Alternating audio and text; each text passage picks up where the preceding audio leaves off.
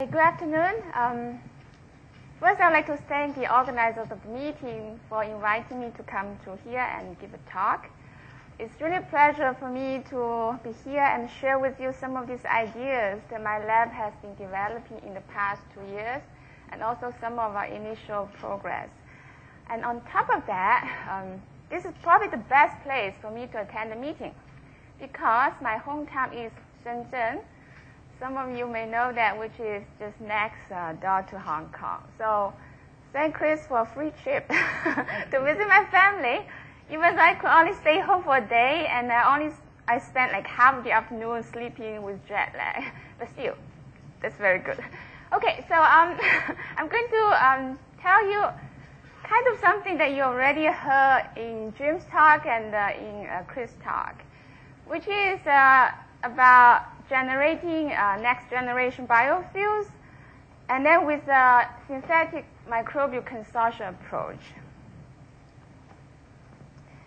So when I say next generation biofuel, what I mean here is on both ends. On the front end, we want to look at cellulosic feedstocks, and on the product end, we want to look at all kinds of different alternative fuels. So on the front end, we want to look at cellulosic materials, for example, agriculture and forest residues, dedicated energy crops, and even industrial or municipal waste like used paper or cardboard. And on the product end, we all know now, okay, ethanol is not really a good fuel. So we have also been looking at other, say, higher alcohol, and also thinking about other types of molecules like hydrocarbon and other things. And then we're going to focus on the biological process that's involved in this really complicated process from cellulosic material to a good fuel. And let me tell you what is the current status in terms of processing of cellulosic material. The current paradigm is you basically do a sequential saccharification and then fermentation. And in the saccharification, you add cellulases.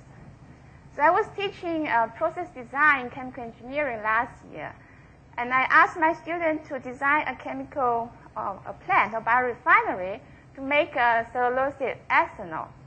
So all of the students basically use this strategy, the sequential saccharification and fermentation. So they called the company, let's say Novozymes, asked them about the price of the cellulase, and eventually designed their plant and did the economic analysis. And everybody lost money, except one group. This group was very creative. They found that if you use the yeast in the fermentation, and then make this yeast extract that we use in the lab to make, say, LB or YPD, which is much more expensive than fuel, then you can make a profit. So that was the only group that really made the profit. Of course, that's not really going to work in reality, but I gave them extra point because I think it's important to encourage the young people to think about innovative ways. But the point here is, a lot of the cost really comes into the cellulase, and is pretty much not economically feasible. So then, more recently, people have been developing this simultaneous saccharification and co-fermentation, and the idea is you do not really buy the cellulase or produce it in a different site. You actually make this cellulase on site, and then you add the cellulase to a reactor where you can do saccharification and the co-fermentation at the same time. And by doing this, you can save a lot of the costs related to reaction, the equipment and also operation. And even more lately, people also started thinking about this idea called consolidated bioprocessing. And the basic goal is to be able to do saccharification and fermentation in just one reactor with, say, some microbe, without making cellulase in a different reactor.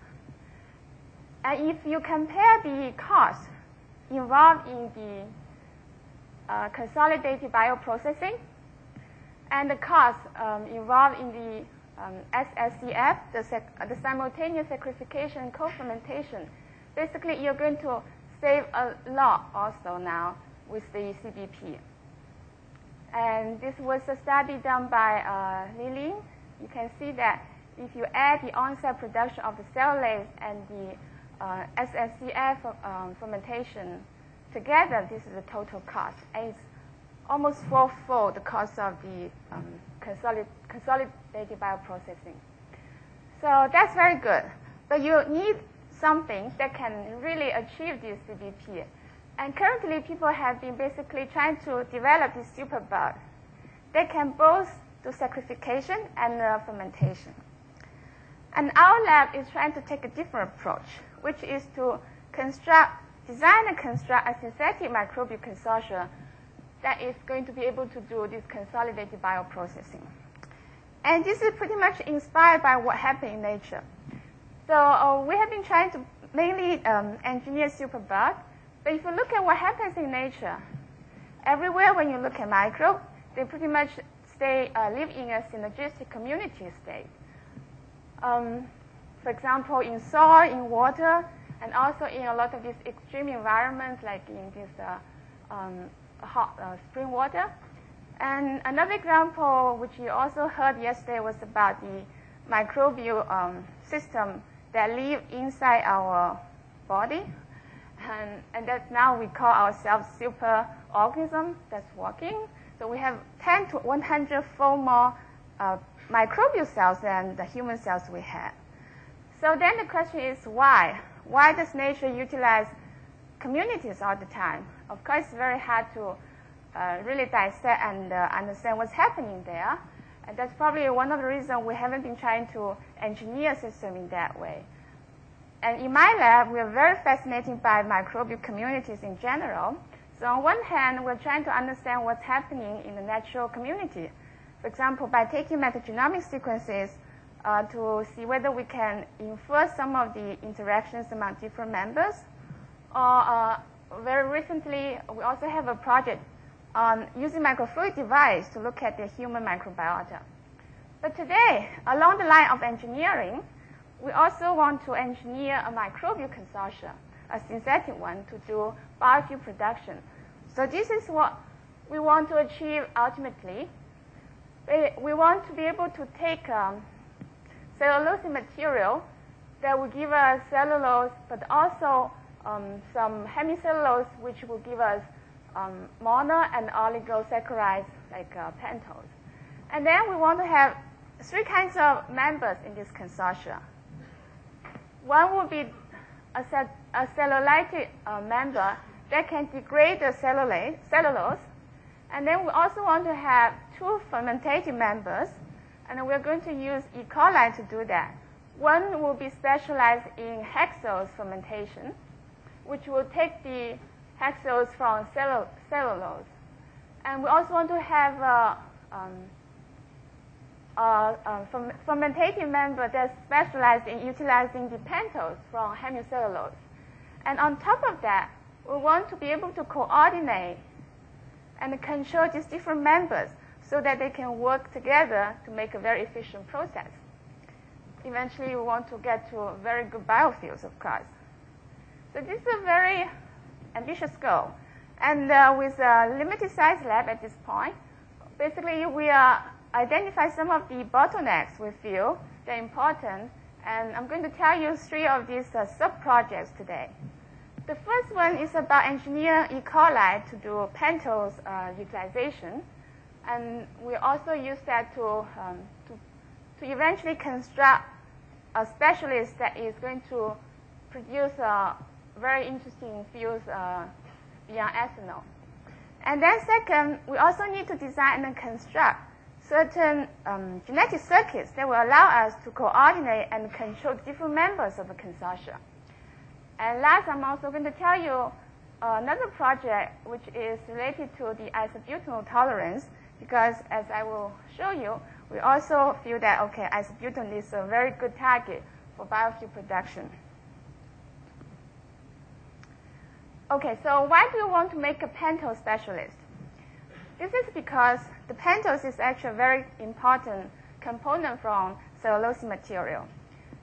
So you saw like a figure from Chris' talk, which is very similar to what I have here. If you look at, let's say, the corn stover, the plant cell wall basically consists of lignin, hemicellulose, and cellulose. And pentose is a major component of this hemicellulose. And the proportion of pentose varies a lot from one feedstock to another. Here you can see that xylose, arabinose, all these pentose are very important components of these different cellulose feedstocks, and some of them have, let's say, 65% xylose, and the lowest one, the switch glass, still have 36% xylose. So it's very important to be able to utilize these pentose very efficiently. However, naturally, pentose are not utilized very efficiently by natural microorganisms.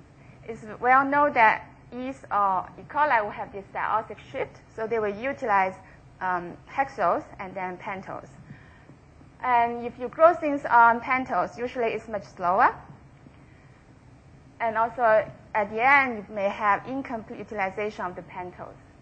So people have tried to incorporate pathways in natural hexose utilizing microorganisms to increase the utilization of pentose. And I'm going to show you some of those results. But our strategy is to construct a dedicated pentose specialist.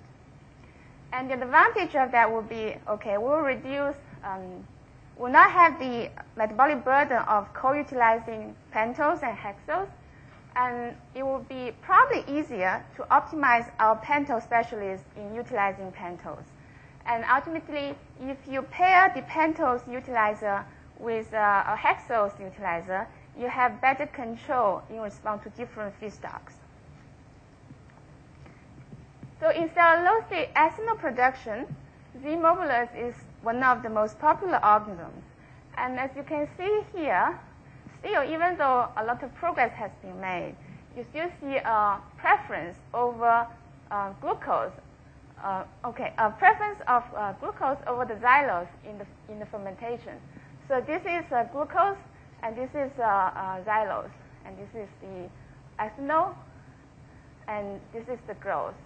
So even though it can utilize both, still you have to wait for a much longer time till you really fully utilize the pentose. So why is this? There are several reasons that may be responsible for this preference of glucose over pentose. It could be catabolic repression. It could be the competition of the transports for glucose versus pentose. It also could be the pathways in the cell that are not optimized for pentose utilization. And really, there hasn't been that much progress, relatively speaking, in terms of the pentose utilization. And we saw the numbers in the previous slide that is so much pentose in the cellulose material. So it's really very important for us to try to improve utilization of pentose. So we also use E. coli as our model system. We want to make E. coli that is specialized in utilizing pentose. And okay, I don't need to convince you that E. coli is a good choice after Jim's talk. So our strategy to make this pentose specialist basically is to disable first the primary glucose transport metabolism genes, and then disable the secondary ones, and then eventually we want to increase the rate of pentose transport and the flux into the cell. So we look into the different genes and proteins that are involved in the pentose transport and metabolism. And eventually, as I've shown here, these are the things that are involved. And we identified that we need to knock out these three genes. This one is the primary glucose transporter, the PTSG system. And this one is a secondary glucose transport system, the mannose X. And after that, in order to make sure that other glucose that somehow got into the cell are not utilized by the glucose utilizing pathway, We also want to knock out the glucose kinase. So these are the 3 genes we want to knock out, and we feel that this will basically disable the glucose utilization and make the cell dedicated to pentose utilization. And the genetic manipulation we did is a very, well, standardized now, because the KIO collection that just became available several years ago has now provided a very useful way to do gene deletion. Basically, you can order this KIO collection with different gene knockouts, and then you can move this gene knockout to your target host. And then the way this KIO collection is designed is that you can you can remove the kanamycin resistant gene you use for screening of your mutants by introducing a plasmid that will express this FLP recombinase that will excite the kanamycin resistant gene, and then you go to the next round and do as many deletions as you want. So we did 3 deletions, and basically we achieved what we wanted to. So I just got these results from my students several hours ago. I have to say it's hard to be a junior faculty, but when you have a student that's so dedicated, there's nothing else you can really complain. And so this student is Jeremy, and you'll see his face in my last slide. Basically, if you look at what's happening with the wild-type E. coli, the simple knockout, the delta PTSG, the double knockout, delta PTSG with the GLK, the glucose kinase, and then also the triple knockout now with the MANX delta knockout. Basically, after you knock out the PTSG, the utilization of glucose decreased significantly. And after you knock out the GLK, basically you already eliminate the glucose utilization. And at the same time, you do not affect that much of the xylose utilization when you grow the cell in the xylose medium. So now we've got the pentose specialist. The next question is, what do we want to make? So I don't think I need to really tell you more about this part after Jim's talk. So we were planning to make ethanol with a synthetic consortia last year, but then we saw Jim's paper earlier this year, and we were very impressed about this isobutanol, and also changed our mind and said, okay, let's look at higher alcohols. So basically, we are now trying to indeed use our pentose specialist to make higher alcohol using this early pathway Jim has talked to you about very in detail. But one thing I do want to mention is we actually look at the different alternative higher alcohols. And we use a framework called flux balance analysis to look at which higher alcohol actually may have better production envelope. So for some of you that may know this framework, basically you can utilize a very large-scale genome model to look at how the cell can utilize the many chemical reactions in the cell to optimize, say, the cell growth.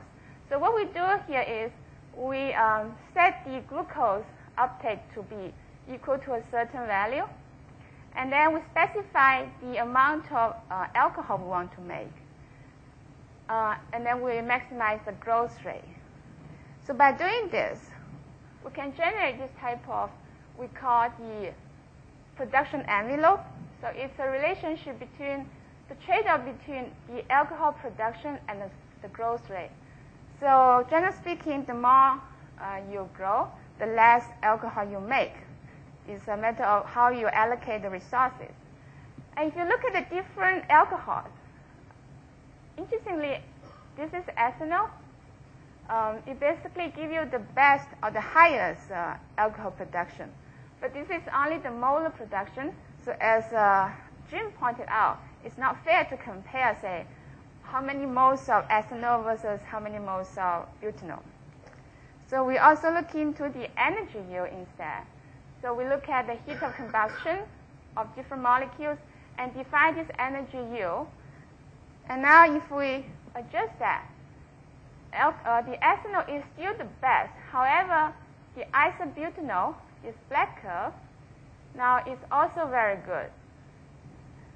And it turns out that if you look into the pathways for these two alcohols, these basically are the two pathways that have the shortest path, and also it does not really consume your redox in the cell, and it has a net production of ATP. So by doing this, we kind of also confirm that we want to make isobutanol. And eventually, that's what we want to achieve. We knock out these genes to make a pentose specialist, and we would like to now construct the pathway that will make the isobutanol. And hopefully, we can work with a Jim's group to achieve this path. Okay, and then if you have all these different members that are specialized in your consortia, you have a potential risk that they may not cooperate. For example, the hexyl specialist could grow so well that it will outgrow the pentose specialist so much that you can basically end up with one dominant strain, even though you may need the other. So it's very important to build some control here. And our idea is to build some circuit that will make these species depend on each other. And also, we would like to have a way to fine-tune the system. And this is kind of stemming from my postdoc work. The idea is to make two strains or two species that depend on each other because each of them cannot make an essential biomass component. So they will have to rely on each other and cross-fit each other to co-survive. So I actually have a more computational background. So when I did that project in my postdoc work, one thing I worked on was try to model the system. And this is, for example, an ODE system where you basically represent the different species, let's say the biomass component here, the amino acids in a differential equation system. And one of the most interesting things that came out of that study was if you look at what happens to the growth rate and also the ratio of the different strains in that system, they actually depend on only the secretion parameters. So basically, how much one guy is secreting for the benefit of the other. So now, if our goal is to be able to tune this system or control this system, you can imagine that you can introduce some tunable genetic component, for example, inducible promoters, so that you can change these alpha parameters, which represent how much each cell is secreting, and then you have a way to basically very finely tune the growth rate and the composition of the community. So for those who are interested in this part, you can look at poster 200. And my student Lisa Kerner is here, and she'll be able to explain more details to you. Okay, so the last thing that I want to tell you about is actually also about isobutanol tolerance. So Jim didn't have that much time, so I hope that now I will have a little bit of time to tell you about what we are doing. So as Jim pointed out, it's very toxic to the cell, this isobutanol. We look into how toxic it is, and basically when you have 1.25% of isobutanol, the E. coli cell stop growing. And in the literature, if you look at how people can improve the alcohol tolerance, there are basically three types of methods. One is more recently from Stephanopoulos group, they developed this global transcription machinery engineering, and they actually increased the ethanol tolerance of yeast in a very extensive degree. You can also do random mutagenesis. And another way to try to improve the property is to do evolution. And that's what we have been trying to do. And the basic idea is very easy. You basically just put E. coli into this minimum medium that's packed with whatever your toxic molecule is. So in this case, it's isobutanol. And then you try to keep growing these cells in an exponential phase. And you repeatedly first characterize the phenotype and also periodically archive these systems so that you can characterize its genome type and the phenotype from time to time. So this is just a sketch of what we do. We do the serial passaging in test tube, and then we look at the growth rate on a plate reader. We also archive them from time to time so that we can eventually do a further either genome or gene expression analysis. So currently, we have 6 lines that are evolving. 3 of them are evolving in glucose medium with 7.75% isobutanol. And another 3 lines are evolving with xylose as the carbon source, because these are the 2 carbon sources we're concerned about, with also 0.75% isobutanol. So evolution happened very slowly. On one hand, it's good because you basically just do the evolution, and then you can do other things. But on the other hand, you have to wait a long time to see really things happen. So far, we have evolved them for about 4 months. And for the glucose lines, we actually already increased the isobutanol tolerance to 1%. And at this point, we have only checked the phenotype once at about 40 days. But we already see some improvement. So these are the 3 lines that are evolved in the glucose plus isobutanol medium. So in addition to the 0.75% concentration, we also measure the growth rate at no isobutanol and also lower and higher isobutanol concentration. So my student told me that they feel that the cells were growing faster. However, when we try to really quantify the growth rate, at least in this experiment, the error bar is so high that we cannot really say that they are really faster at this concentration. And one problem is because we're using plate reader to characterize the growth, and because isobutanol is very volatile, so we have to put film to prevent the evaporation. Then that actually creates condensation, and that's why our error bars at this point is very high. So we're trying to resolve this issue. But the good news is for the other 3 lines, when we quantify them, actually we did see significantly better tolerance. So these are the 3 lines in xylose medium, and then this is the wild type. Interestingly, if you look at the growth rate at either no isobutanol or lower isobutanol concentration, you actually have really worse growth rate. And then at the condition you evolve these guys, it's a little bit higher. But now at higher concentration, it's actually significantly better. So I think we are seeing some good changes in our evolved strain. But we still need to keep doing this, and also we need to characterize what's happening there. So to end, let me tell you what we are doing in the future. As I said, this is just the initial stage of this big project. So in these 3 areas I mentioned today, in the E. coli engineering substrate specialization part, we also want to increase the pentose utilization efficiency, and also would like to engineer a pathway that will allow the E. coli cell to take the xylene oligo. So not just the xylose, but also the molecules that have several xylose monomer. And then we would like to implement the pathway in this pentose specialist for isobutanol production. And then in the second project, the consortium coordination control, we'd like to implement the design we already had and also extend that to really allow us to control the biofuel production system instead of just a model system at this point. And for the isobutanol tolerance, of course, we need to keep monitoring the evolution process and then try to find out what's happening, for example, by whole genome sequencing, and eventually use that result to allow us to increase the tolerance of isobutanol, either in, let's say, in another strain that we would like to do more manipulations, or just use the whole strain in the evolution to do other manipulations.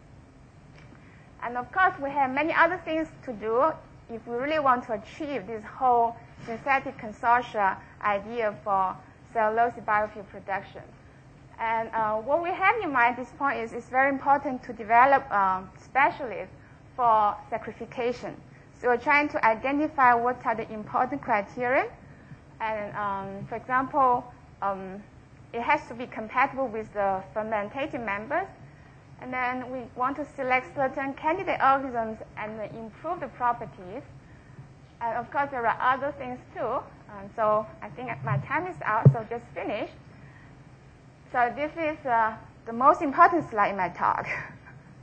This is the student I just mentioned. And Alyssa is, and then so Jeremy really did most of the work I presented today. And Alyssa, who is also here, has been doing the consortia control part. And I also like to thank Anne, who is an undergrad and has been working really well on the isobutanol evolution part. So thank you for your time. I'd be happy to answer your questions.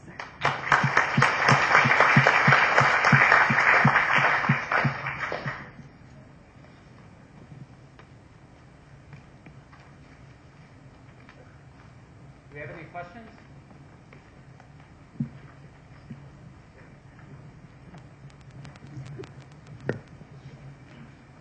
Thank you for the very nice introduction of this absorption technology, trying to improve the resistance of the bud to the butanol, right? We did this some time ago, but we find that after you return the strain to the lower concentration, or the broth, this resistance might get lost. Maybe there are other ways, especially molecular biotechnology way to improve the strain resistance.